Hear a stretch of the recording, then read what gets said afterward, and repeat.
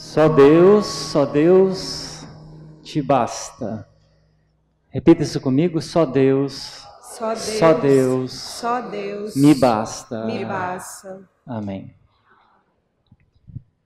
Bom, a Ângela já me apresentou, meu nome é José Alexandre, já tinha gente me chamando de padre ali, eu não sou padre, tá? Eu sou médico, a minha profissão. Sou casado com a Cristina, temos dois filhos, o André de 22, a Mariana de 18. Cristina é uma mãe que ora pelos filhos e pelos futuros genro e nora. Ó! Isso é importante, hein?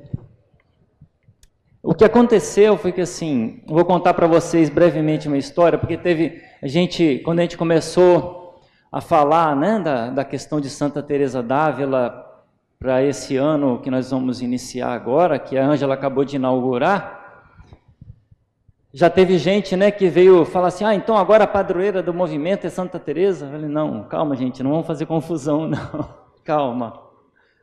A padroeira do movimento é Nossa Senhora de... E a copadroeira é Santa... Muito bem.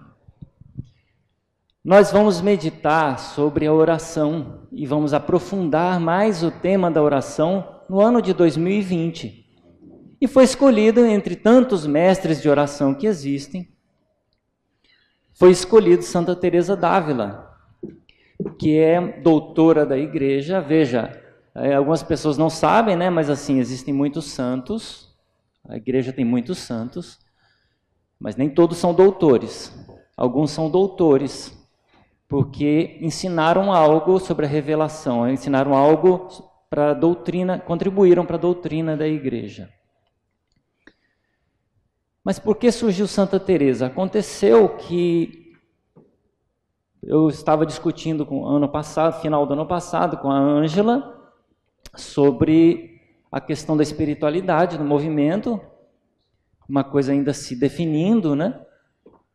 E ela foi conversar com o Padre Cosme, inclusive, gente, vai ter missa. Quem quiser pode ficar. Ela conversando com o Padre Cosme disse assim, olha, você quer saber como é a espiritualidade do movimento? Olha para a sua espiritualidade, como ela é. Então nós começamos a trabalhar junto, eu particularmente, pessoalmente com a Ângela, né? Começamos a trabalhar a espiritualidade dela de uma forma mais aprofundada. E caiu justamente como uma luva a oração, a vida, o caminho espiritual através de Santa Teresa d'Ávila. Daí surgiu essa mestra de oração no caminho do movimento de mães que oram pelos filhos. Então, para explicar para vocês por que nós estamos introduzindo Santa Teresa d'Ávila para nos ensinar sobre a vida de oração. Agora, é engraçado porque, assim, bom, eu vou meio que, assim, falar coisas que foram ditas aqui o dia inteiro, né? Vocês tiveram a graça de ter aqui em cima, hoje, o dia inteiro para vocês, grandes pregadores, não foi? Aprendemos muitas coisas com grandes pregadores que vieram aqui hoje e falaram, mesmo cheios do Espírito Santo. E várias coisas que eu vou falar aqui, vocês vão se recordar que já foram faladas durante o dia, né? E eu acho que a Salete fechou assim com chave de ouro, né? Essa oração que precisa ser tão profunda dentro de você, que precisa te colocar num estado de paz interior. E é isso que nós vamos precisar alcançar, né? A nossa oração tem que deixar de ser rasa. Eu aqui estou falando para coordenadoras, para lideranças desse movimento. Amém? Vocês são lideranças desse movimento. Foi falado aqui também que vocês precisam aprender a reproduzir lideranças. Não foi a Kátia não falou aqui? Então precisamos nos formar. E mais do que isso, formar quem vai nos substituir. Porque a igreja não é sua. Amém? Bem, Apareceu aí, né? O que acontece... Não? Não? Tá pequenininho? Aí... Eu vou fazer uma breve apresentação. Vocês vão receber 3 apostilas que o Serviço Formação está terminando de preparar para vocês, explicando sobre Teresa d'Ávila, para que vocês possam aprender mais sobre ela. Tá? Então, isso aqui é só o resumo do resumo, para que a gente poupe tempo aqui. Mas o básico é isso. Teresa Sánchez de Cepeda y Ahumada, espanhola, de Ávila, nasceu em 1515, faleceu aos 67 anos em 1582, dia 15 de outubro, né? Então comemoramos aí esse mês, dia 15, o dia de Santa Teresa. Foi canonizada em 1622 e em 1970 foi proclamada doutora da Igreja pelo Papa Paulo VI. Por que será que uma mulher lá do século XVI, nós vamos falar disso, vai se tornar uma doutora da Igreja? Ela fundou, ela começa a sua profissão dos seus votos perpétuos aos 22 anos de idade, no Carmelo da Encarnação, Santa Maria da Encarnação, funda, e depois aos 47 anos, ela vai fazendo essa caminhada espiritual, e ela aos 47 anos funda o Carmelo de São José, e começa ali todo um processo de reforma da ordem carmelita. E o momento mais profundo foi quando ela tinha 52 anos, e ela conhece São João da Cruz, que tinha 26, mas um homem místico, extremamente profundo, e que começa a fazer Teresa entender o que estava acontecendo no interior dela, porque ela estava tendo um processo de profundidade espiritual muito grande, uma elevação espiritual muito grande, que ela tinha dificuldade até de compreender. Então, através de São João da Cruz, desses encontros dela com São João da Cruz, ela começa a compreender até conseguir escrever o Castelo Interior, que é a última obra dela, que fecha toda essa, entre aspas, tese de doutorado, porque ela não era nenhuma teóloga, né? Tudo que a Teresa ensinou foi a respeito da vida dela, do que ela viveu pessoalmente, particularmente na vida dela. Bom, ela era uma mulher no século XVI. Gente, ser mulher no século XXI é difícil, né? Mas no século XVI, brincadeira. A mulher não tinha direito a nada. Nada. E ela, como freira, ela não tinha acesso a livros, ela não podia se tornar teóloga, ela mal tinha acesso à Bíblia. Uma mulher no século XVI era criada desde criança para entender que ela era inferior aos homens. Olha que dificuldade. Como é que dali sai uma líder dentro da igreja no século XVI, capaz de influenciar o concílio, porque capaz de ter acesso ao Papa, de ter acesso ao rei da Espanha. Por quê? Porque para o Espírito Santo não existe barreira. Escritora desde os 14 anos, ela gostava de escrever, então ela tem milhares de cartas que ela escreveu para muitas pessoas, ela tem vários escritos de fundação de todos os mosteiros que ela fundou, que ela foi uma fundadora, fundou inúmeros mosteiros das Carmelitas Descalças, e ainda incentivou São João da Cruz a renovar o Carmelo masculino também.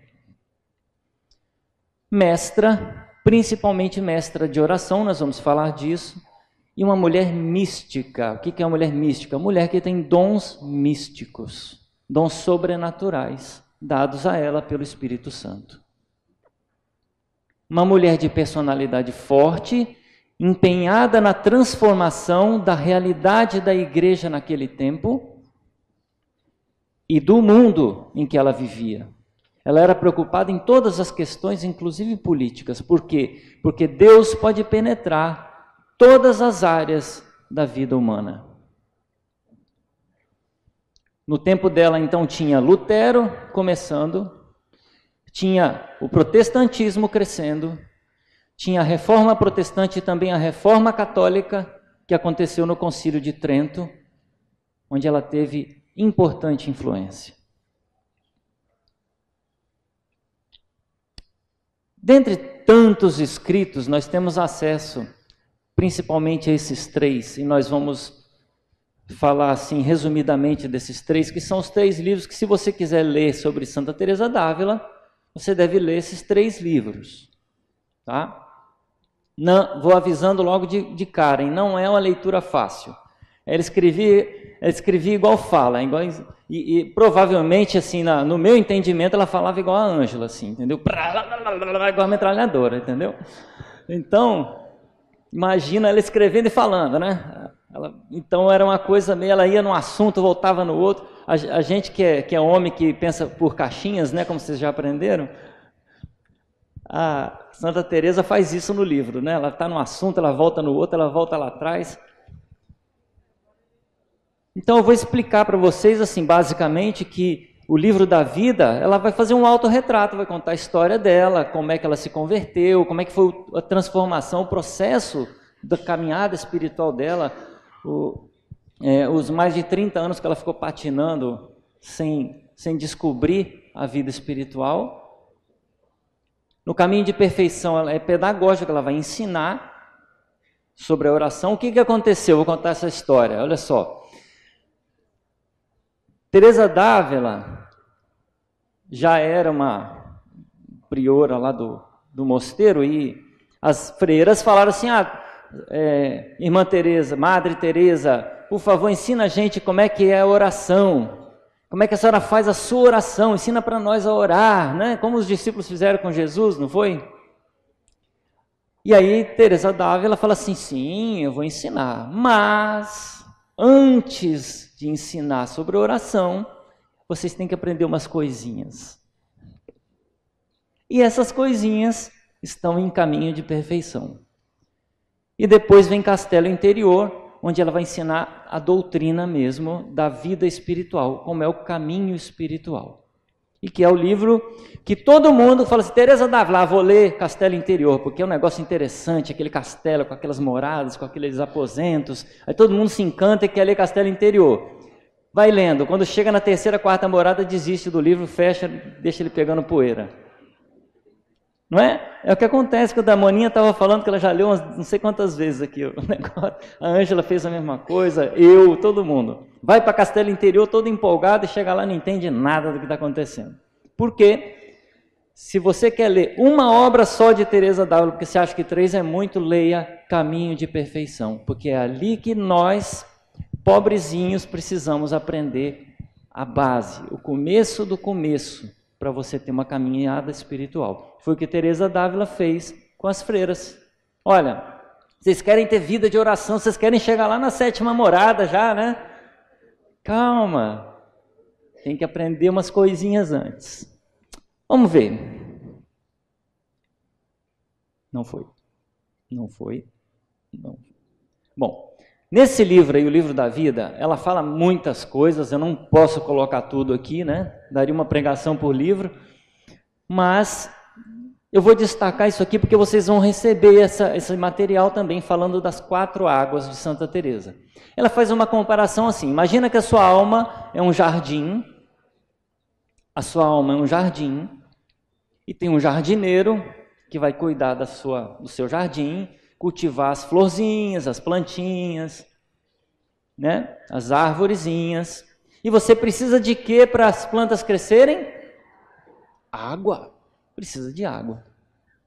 Então, ela fala: bom, a sua alma precisa da água do Espírito Santo, da água viva, que você só consegue através da oração. Gente, sem oração você nem começa. E é oração perseverante. O que é perseverante? Quando está com vontade, quando não está com vontade, quando tem tempo, quando não tem tempo, não importa, é todo dia, é todo dia, é todo dia, é todo dia. E às vezes, você está rezando, sabe o que acontece? Você está tirando água do poço com balde, imagina. Você reza, e no final, consegue isso aqui de graça, desse tamanhozinho assim. Você enfia o balde lá no poço, enche o balde, puxa o balde para cima, pega aquele balde, bota nas costas, leva a água lá, aí volta de novo, amarra o balde, desce o balde, enche de água, puxa o balde. Não tem, às vezes a gente reza, não é assim? Reza e parece que não sai do lugar. O que você tem que fazer nessa situação? Rezar, continuar. Olha, aquela samaritana que encontrou Jesus lá no poço, ela não tinha alternativa. Ela não tinha alternativa porque senão ela ia morrer de sede. Ela tinha que tirar água do poço com o baldinho. E nós, na nossa vida espiritual, precisamos tirar água do poço, nem que seja com o baldinho, para nossa alma não morrer de sede. Mas aí depois que você faz muito esforço, você consegue uma ajuda. Você vai acostumando o coração, você vai ganhando virtudes, e essas virtudes vão te ajudando mais, e a água fica mais abundante. Você consegue tirar proveito da sua oração mais. Como você tira a água do poço com alcatruzes. E aí o pessoal fala assim, o que é alcatruzes? Né? Eu mesmo não sabia, tive que buscar uma foto para explicar para vocês o que é alcatruzes. Onde é que eu boto esse trem aqui? É aqui para cá? Para cá? Gente, isso é um alcatruz. Você está vendo? Tem uns baldinhos, ele é preso numa roda, ele desce lá dentro do poço, enche, aí cai nesse reservatório que tem no meio aí e escorre a água para onde você quer. Então já ficou mais fácil, né? Não é só um baldinho lá, né? Volta aqui. Bom. Aí, depois com o tempo que você vai caminhando, Alexandre, quanto tempo? Só Deus sabe. Ah, mas eu me esforço muito. Bom, está faltando alguma coisa, a culpa não é minha. Você tem que caminhar e aprender cada vez mais. E aí você começa a conseguir água como se fosse um rio, que você pode canalizar aquela água, você puxa a água do rio e leva para sua plantação, irriga, então a água flui mais fácil. Até que chega um momento da sua vida espiritual, em que na verdade é uma chuva. Dizia Jesus para aquela samaritana, olha, se você soubesse quem sou eu, você me pediria água e eu faria jorrar uma fonte do seu interior. E essa é a pergunta que eu lancei aqui, né? Eu faço uma formação com o núcleo que fica em torno da Ângela aqui, né? As coordenadoras que estão... Então, no início da nossa formação desse ano, fiz uma perguntinha: quem é Jesus? Quem é Jesus? A resposta a essa pergunta vai fazer jorrar mais água ou menos água. Conforme você vai sendo mais capaz de identificar Jesus, quem realmente Ele é. E isso é uma caminhada. Isso é uma caminhada. Bom, aí entra Caminho de Perfeição, que esse realmente é o livro mais importante para nós aqui, né? Eu sei que o outro é interessante, mas esse é onde nós precisamos aprender como é que nós vamos fazer para a gente chegar nesse caminho de perfeição, para fazer jorrar mais água no nosso jardim. Primeiro, só há um caminho. Santa Teresa afirma isso no início do livro. Só há um caminho, a oração. Não tem outro caminho. Você quer uma caminhada, tem gente que quer caminhada espiritual profunda e quer ser místico e quer ter visualizações e quer rezar e curar e fazer e acontecer. Mas o que realmente importa é que você tenha uma vida de oração profunda. Quem quer vida de oração profunda? Quem quer? Vida de oração profunda, para não ficar no raso. Não ficar no raso.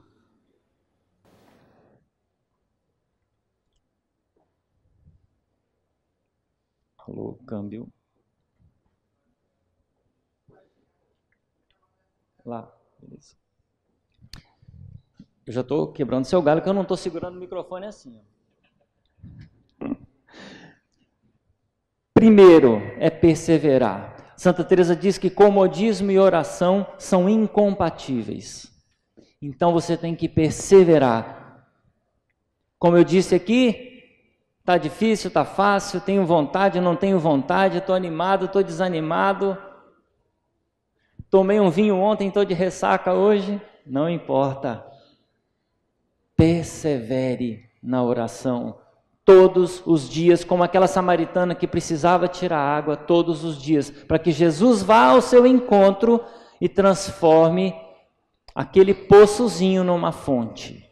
Você quer transformar o poçozinho numa fonte? É isso, numa chuva. Não nada de comodismo. Silêncio.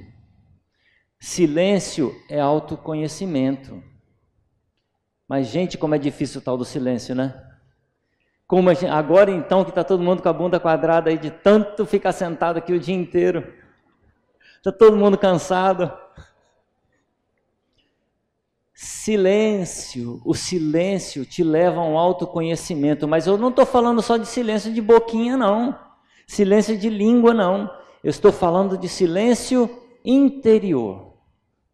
Silêncio do pensamento. Lembra o Padre Roger falando hoje de manhã aqui?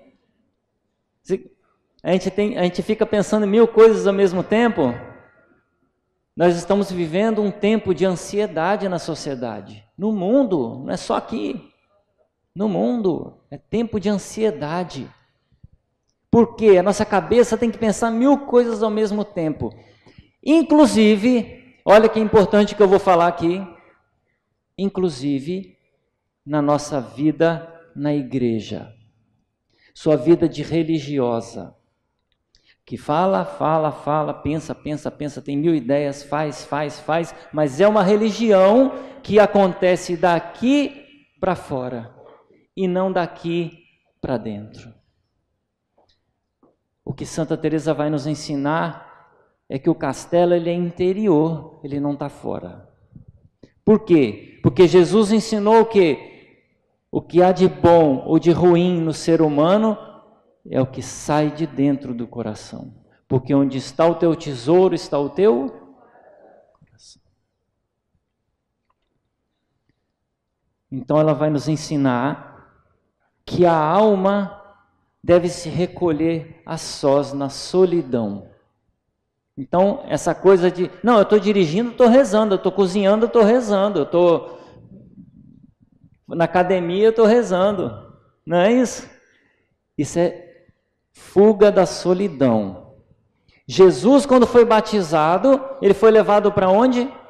Você pode olhar lá no Evangelho de São João, capítulo 4, está escrito, depois de ser batizado e sair do Rio Jordão, o Espírito Santo levou Jesus para o deserto. Para o deserto. E levou Jesus para o deserto para ser tentado. Você acha que não vai acontecer com você? Vai? Vai acontecer com você. Você é maior que Jesus? Não é maior que Jesus. Mas muitas vezes a grande tentação é uma grande provação que nós passamos na nossa vida espiritual é o autoconhecimento. Eu quero conhecer um monte de coisa, eu quero conhecer 1000 doutrinas da igreja, eu quero ler sobre tudo, eu quero saber tudo, eu quero ensinar, eu quero falar, eu quero fazer acontecer, mas eu não quero olhar para dentro de mim. O autoconhecimento vai fazer você começar a caminhar. Então olha aqui, isso aqui ela está ensinando a base.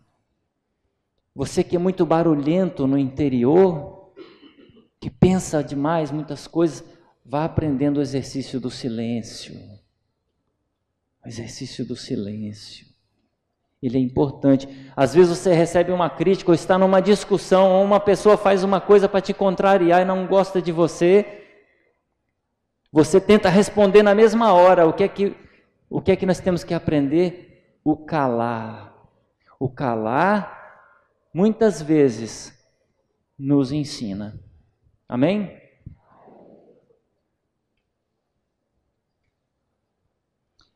Ó, é o seguinte. Lascou, porque esse vídeo aqui tampou minha coisa aqui. Mas tudo bem. Aham. Pobreza. Santa Teresa vai dizer: seria enganar o mundo fazendo-os pobres no exterior, não o sendo no espírito. Às vezes a gente interpreta a pobreza como uma questão material, mas a pobreza...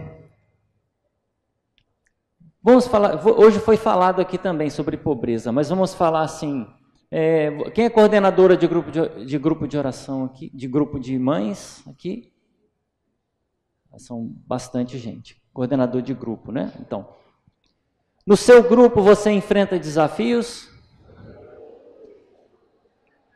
Às vezes esses desafios te angustiam?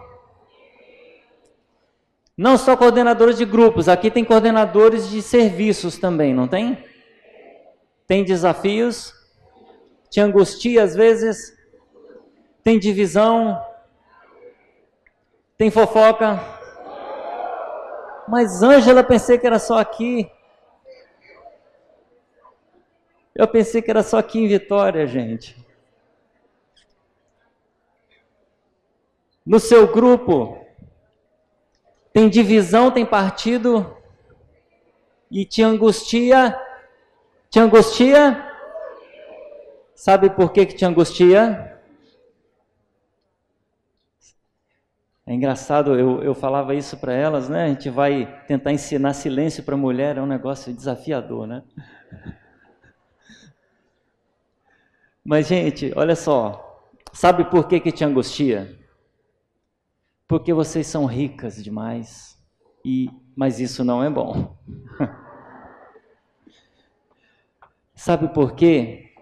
Porque muitas vezes nós que estamos à frente, coordenando coisas, presta atenção, que isso é importante.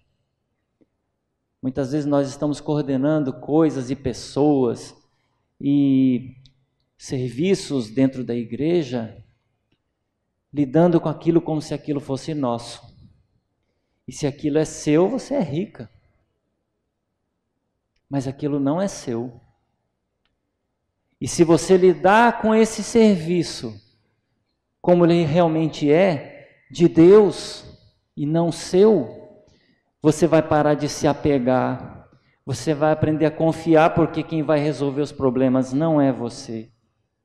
Você vai aprender a calar e rezar, ao invés de querer resolver com a sua própria capacidade, que você tem, graças a Deus, mas que não é suficiente, porque só Deus pode cuidar da obra que é dele. Então você ainda precisa ser mais pobre e dizer: Senhor, eu não tenho nada. Eu não tenho esse grupo, eu não tenho essa coordenação, eu não tenho... A única coisa que eu tenho é o Senhor. Confie mais nele e seja pobre diante de Deus. Diga como Santa Teresinha. Como é que Santa Teresinha disse? Te peguei no flagra agora.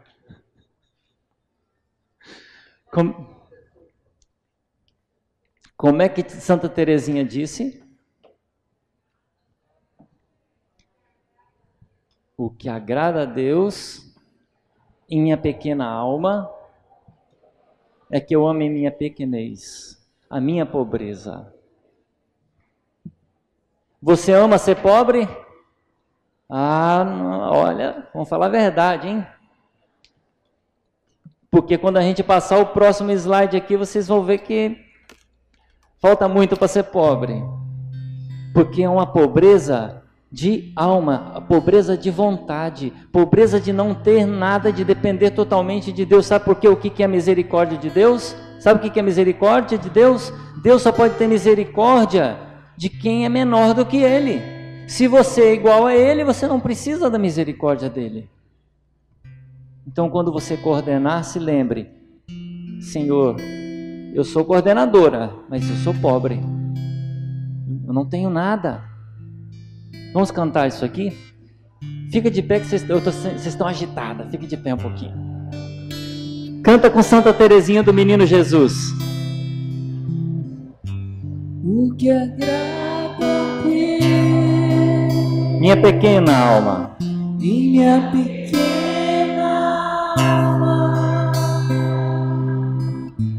é que eu ame minha pequenez, em minha pobreza. mais uma vez. O que agrada a Deus em minha pequena alma é que eu ame minha pequenez, em minha pobreza. É a esperança cega. É a esperança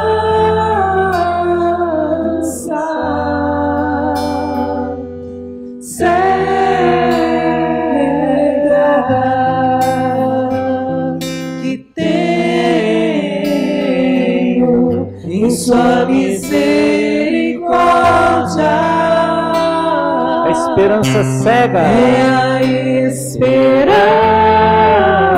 Espere nele cegamente. Cega Que eu tenho. Que tenho em sua misericórdia. Nós esperamos, Senhor, na sua misericórdia. Isso, quem espera na misericórdia se faz pobre. Amém? Pode sentar.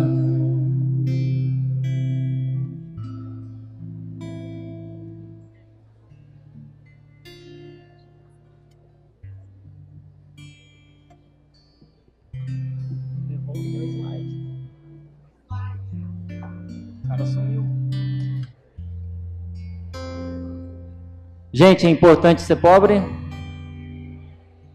Olha, se você não tiver, gente, calma, Jesus está chegando daqui a pouquinho. Se você lidar com o seu grupo, com o seu ministério, com a sua função, com o coração pobre, quem vai resolver os seus problemas para você é Jesus. Se você lidar com os seus problemas, os problemas do seu grupo, os problemas da sua vida, como se fosse tudo seu, quem vai resolver os problemas é você mesmo.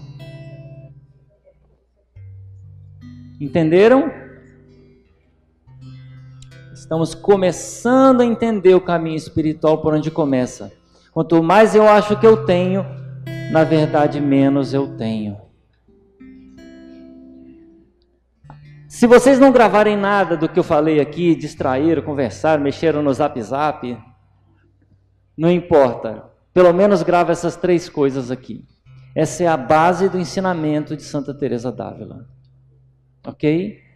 Nós precisamos dessas 3 coisas para começar um caminho espiritual. Olha, se você não tem essas 3 coisas, o seu caminho espiritual ainda não começou. O amor lógico, o desapego e a humildade. E por isso que eu falei assim, todos os pregadores hoje, durante o dia, falaram dessas 3 coisas, durante as pregações deles. Se você olhar os santos da igreja, todos os que falam sobre oração e todos os que falam sobre vida espiritual vão falar basicamente dessas 3 coisas, para começar a vida espiritual. Você precisa do amor, mas tem que ser um amor desapegado, um amor espiritual e não um amor de sentimento. Grava isso, porque isso é importante. É um amor espiritual. O amor espiritual você vai encontrar na sua relação com Deus, sabe por quê? Porque qual é o primeiro mandamento da lei de Deus? Sobre todas as coisas. Por quê? Porque Deus é egoísta? Porque Ele tem um amor, o amor ágape, o amor incondicional, que só Ele tem. Ninguém vai dar para você esse amor, a não ser Ele. E nós somos chamados a amar como Ele ama. Esse amor do Espírito e não do sentimento. Entende? O amor do Espírito, ele liberta. O amor do sentimento aprisiona. Você ama as pessoas da sua família, você ama seus filhos, você ora por eles. Não ama seus filhos? Ama seus filhos, mas ama de modo imperfeito, porque o amor perfeito é aquele que vem de Deus.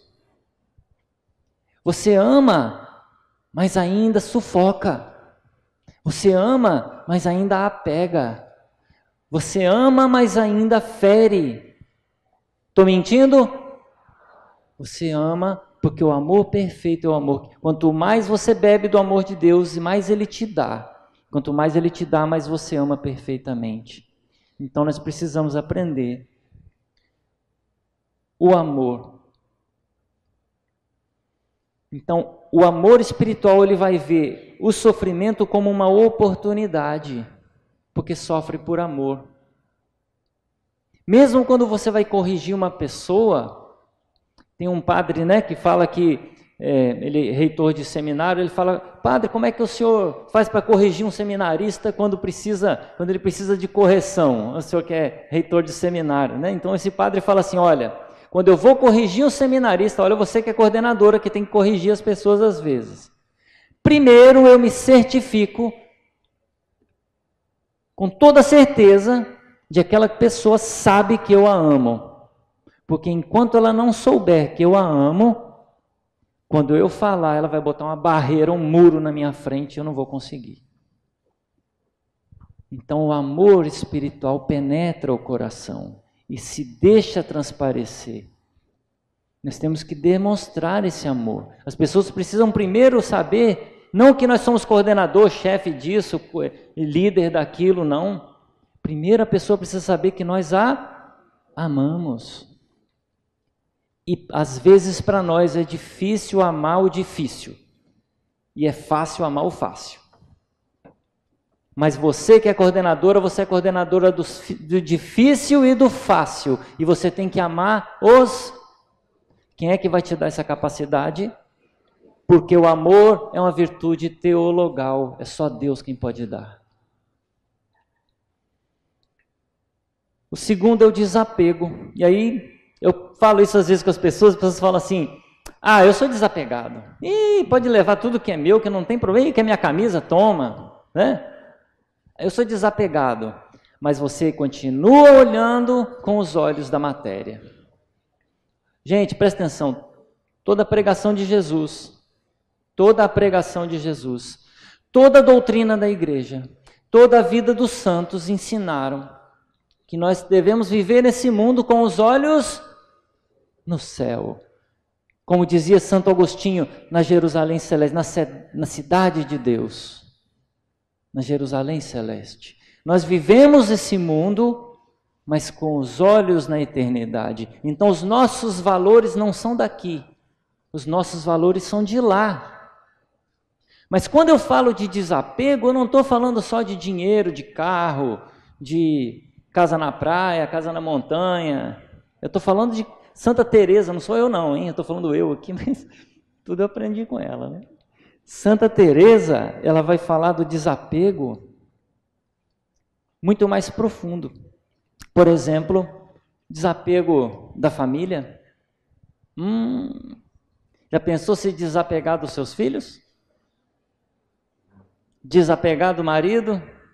Desapegar do seu pai, da sua mãe? Desapegar da mãe doente? Da irmã que morreu?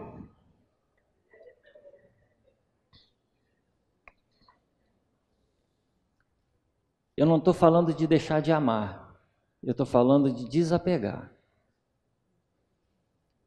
Isso é um assunto muito sério, porque é um negócio muito difícil. Os apegos fazem a gente ficar com os pés plantados nessa terra e olhar só para essa terra. Então, nós estamos, como falava muito bem aqui o Lúcio,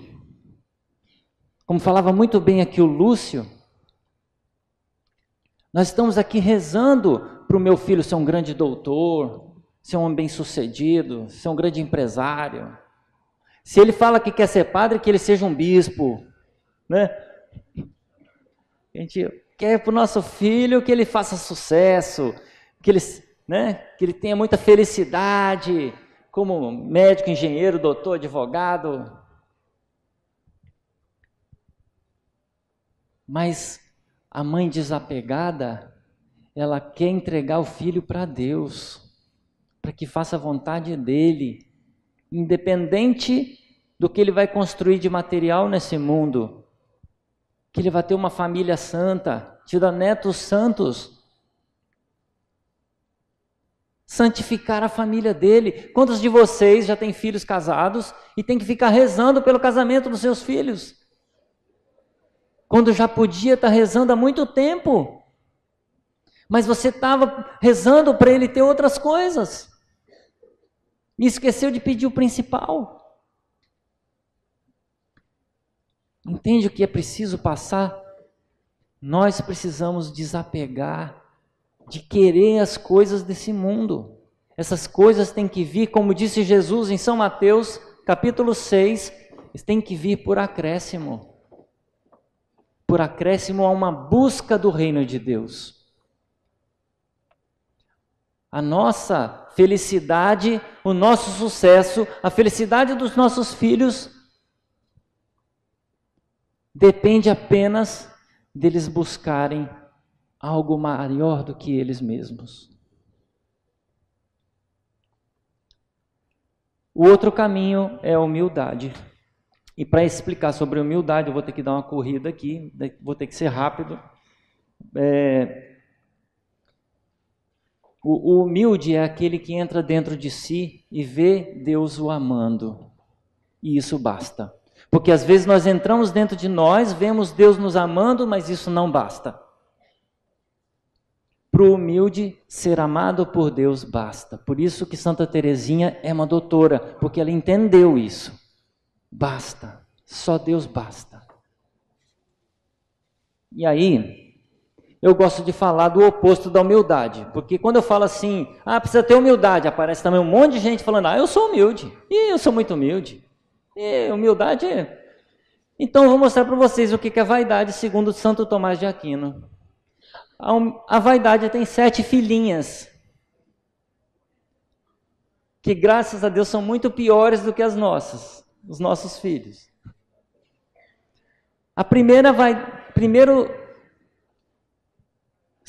Primeiro tipo de vaidade, nós podemos exercer a nossa vaidade. Eu estou falando nossa, mas se tiver alguém aqui que não tem, me desculpe. Você pode exercer sua vaidade de 2 maneiras. A primeira, ou se exaltando diante dos outros, ou se você não conseguir, você rebaixa o outro. Então, tem 2 métodos para você exercer sua vaidade. Ou você se eleva acima dos outros, ou você rebaixa os outros. A primeira é a jactância. O que é a jactância? Porque eu faço isso, porque eu falo aquilo, porque eu fui pregar para as coordenadoras nacionais do movimento, blá, blá, blá, porque Né, Salete? Porque eu prego na Canção Nova para 100 mil pessoas, porque eu já gravei quantos discos, e eu fiz, eu aconteci. Isso é a jactância, a pessoa fala de si, fala de si, fala de si, fala de si, e mostra seus feitos. Né? A segunda é a presunção. Eu já presumo que eu sou melhor que todo mundo. As minhas atitudes já falam por mim. Oba, ganhei bônus. A presunção é o quê? Eu presumo, eu acho que a missa deve estar atrasada, eles estão me dando tempo aqui, gente. A presunção, aquela pessoa que chega lá naquele monte de gente, no meio de um monte de gente, e fala assim, gente, vocês estão todos errados, eu tenho a solução. Aquele cara que tem aquele olhar crítico, que está aquela reunião acontecendo, ele fica calado com aquele olhar assim perdido, tipo assim, perguntem para mim que eu... O terceiro, que não tem ninguém aqui, é a hipocrisia. A hipocrisia é uma vaidade. Você falar o que você não faz. E aqui entra uma questão muito importante a respeito do silêncio, a respeito do calar. Uma coisa muito importante a respeito do silêncio, o não julgar. Porque quando eu julgo o outro, na verdade, eu estou criticando nele algo que eu tenho em mim, mas está escondido, que eu mesmo escondo de mim. Quando eu tenho vontade de julgar, freio a minha língua e não julgo e fico em silêncio, eu volto para dentro de mim e vejo, eu também sou um pecador. Mas o hipócrita, ele fica julgando todo mundo e dizendo para todo mundo o que deve ser feito, o que deve ser assim, o que deve ser assado, e na verdade ele mesmo não faz. Aí vocês ficam aí sentados na cadeirinha de vocês pensando, mas a Maria é assim, a Joana é desse jeito, eu lembrei agora da fulana de tal. E eu estou falando para você que está sentado aí nessa cadeira, que precisa fazer silêncio no pensamento, no coração, na boquinha, e falar assim, eu sou assim de alguma maneira. Esse aqui que vos fala tem os 7. Tá? Vocês que são mais santos que eu, devem ter algum só. Pertinácia. Sabe o que é a pertinácia? Sabe sim. Pertinácia é teimosia. Teimosia é vaidade.